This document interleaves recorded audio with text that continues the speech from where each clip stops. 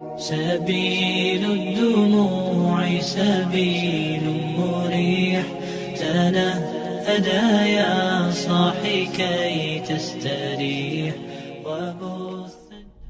Assalamualaikum warahmatullahi wabarakatuh. Sekarang kita memasuki makhraj huruf qaf. Makhraj dan sifat huruf qaf. Di manakah letak makhraj huruf qaf? Huruf qaf terletak di pangkal lidah yang menempel pada langit-langit atas lunak. Pangkal lidah yang menempel pada langit-langit atas lunak. Tentunya di benak kita akan timbul pertanyaan, di manakah posisi pangkal lidah dan di manakah posisi langit-langit atas lunak? Karena apa? Karena dengan kita mengerti posisi di mana pangkal lidah dan posisi langit-langit atas lunak, kita bisa membayangkan makhraj huruf qaf. Kita bisa membayangkan makhraj huruf qaf. Dan hal itu memudahkan kita untuk mengucapkan huruf qaf yang sesuai dengan makhraj atau tempat keluarnya.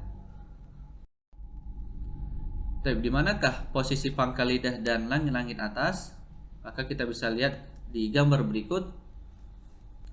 Di sebelah kanan, di panah sebelah kanan itu adalah posisi langit-langit atas lunak. Dan di panah sebelah kiri adalah posisi pangkal lidah.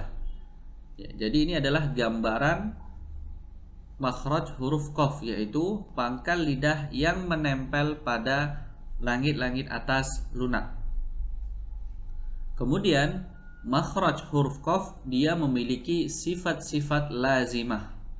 Ya, sifat-sifat lazimah. Jadi setelah kita mengetahui tempat keluarnya huruf qaf, kita juga harus mengetahui sifat-sifat yang dimiliki oleh huruf qaf. Apa saja sifatnya? Ya, yang pertama adalah huruf qaf memiliki sifat al-isti'la. Apa makna isti'la? Yaitu naiknya suara ke langit-langit atas sehingga menghasilkan gema dalam mulut, atau biasa disebut dengan istilah tafkhim, ya. Jadi ketika kita mengucapkan huruf qaf, ada suara tebal, ada suara tafkhim yang muncul. Contoh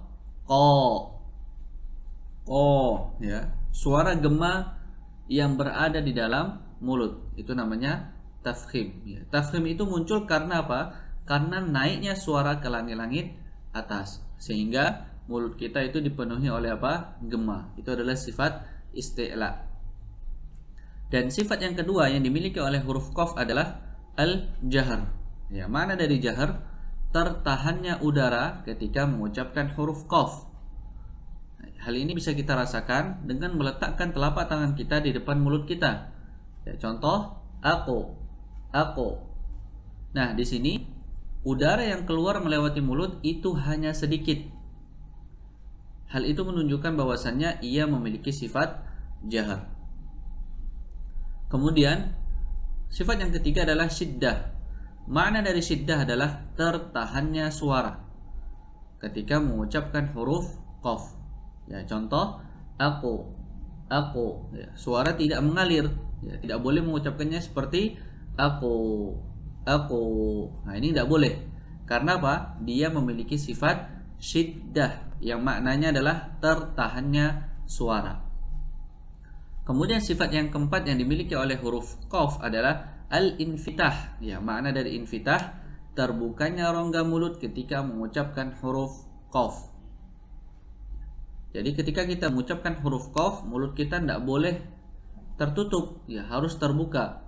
Qa, nggak boleh ku, tapi qa. Kemudian sifat yang kelima yang dimiliki oleh huruf qaf adalah qalqalah.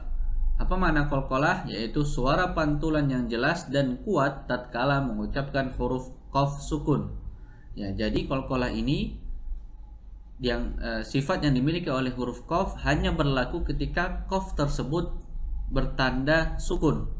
Ya, tidak berlaku ketika ia berharokat, baik itu fathah, dhammah maupun kasrah. Sekarang kita masuk ke sesi latihan. Latihan pengucapan huruf qaf. قا قا قال الله قال الله قي قي وقيل وقيل قو قو لا يذوقون لا يذوقون أقو أقو مقسطين مقسطين. Nah, barakallahu fiik.